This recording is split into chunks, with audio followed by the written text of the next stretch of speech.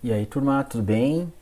Então, como nós havíamos comentado na aula passada, no início do reino vegetal, o reino vegetal é estudado na botânica, tá? Assim como o reino vegetal, o reino metafita, reino plante, mas é a botânica.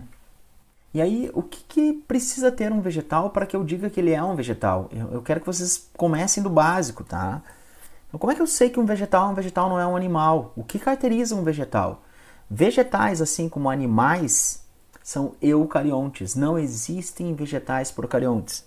Ô professor, mas e as algas cianofíceas? São lá do reino Monera. São bactérias, tá? Só bactérias são procariontes.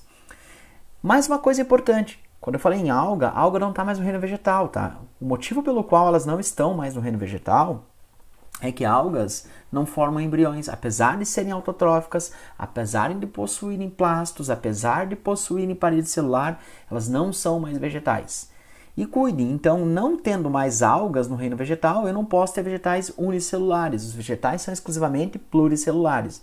Os vegetais são autotróficos ou autótrofos, sempre pelo mesmo processo, pela fotossíntese. Eles conseguem converter substâncias inorgânicas, água e dióxido de carbono, em substâncias orgânicas, e aí ainda sobra nessa reação o famoso oxigênio. 100% do oxigênio produzido no nosso planeta vem da fotossíntese. Os vegetais fazem reserva de amido. Assim como nós, animais, reservamos glicogênio, eles reservam amido, visto que amido é um polissacarídeo. Pensem assim, ó, maisena, amido de milho, milho é um vegetal. Professor, como assim reservam amido? Como reservar amido? Nos períodos de fotossíntese intensa, sobra lá sacarose, sobra lá glicose. Isso, por reações químicas, é convertido em um polissacarídeo. Esse polissacarídeo vai ser armazenado na raiz, vai ser armazenado nos frutos, vai ser armazenado no endosperma da semente, para quando for necessário degradar esse amido ou degradar essas reservas para utilizar esses glicídios depois na respiração celular, eles façam. Todos os vegetais têm células com parede celular, e essa parede celular, que não é exclusiva dos vegetais, nos vegetais é de celulose. Então cuidem, a parede celular pode ser lá de proteínas das bactérias, pode ser de quitina nos fungos, mas nos vegetais ela é de celulose. Associem a celulose a árvores da qual se extrai celulose para fazer lá MDF, para fazer MDP, para fazer folhas de papel. E os vegetais possuem uma organela chamada plasto. Então, os plastos podem ser leucoplastos, ou seja, plastos incolores, que reservam, por exemplo, amido, um amiloplasto. Podem ser cromoplastos, plastos coloridos, mas não a cor verde, e cloroplastos, que são os plastos verdes. Voltando aqui lá naquela continuidade do conteúdo que eu iniciei na primeira série de ensino médio, se eu fizer um corte transversal numa folha, eu vou ter a epiderme superior e a epiderme inferior. Entre essas duas epidermes, você nota que eu tenho uma série de células. Ou seja, eu tenho tecidos. Aqui eu tenho um tecido chamado parênquima clorofiliano ou parênquima palissádico. Paliçada é aquela cerquinha que tem uma madeira, uma madeira, uma madeira, uma madeira. Sabe aquelas cerquinhas que aparecem em fazendas de filme americano? Aquilo é uma paliçada. Então ele está disposto como uma paliçada. Como ele recebe luz mais intensamente, a especialidade dele é fotossíntese. Então, é um parênquima da fotossíntese. Dentro dele, obviamente, vai ter a organela da fotossíntese, que é essa série de pontinhos aqui que são os cloroplastos.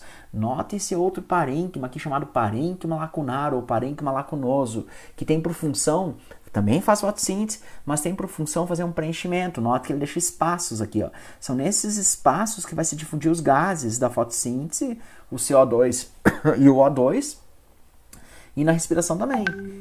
Então, eu tenho o parênquima clorofiliano. Se eu for ampliando aqui, ó, eu vou ter a célula vegetal, eu vou ter a parede celular, que é um envoltório externo à membrana plasmática, e aqui eu vou chamar atenção para o núcleo, para mostrar que o núcleo nem sempre é central na célula, né?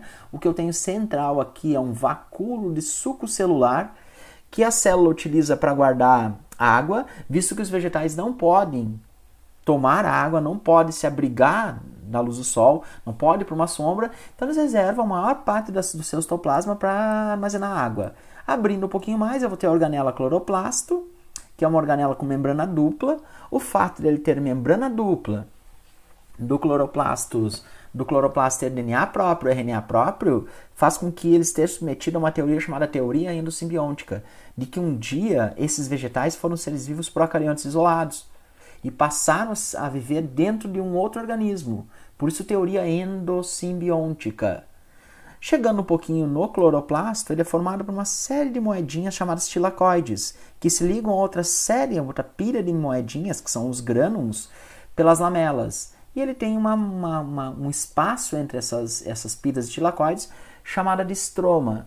Por que é importante lembrar dos tilacoides e do estroma? Porque uma fase da fotossíntese ocorre no estroma, no caso a fase bioquímica ou química, e uma fase da fotossíntese ocorre nos tilacoides e lamelas, no caso a fase clara.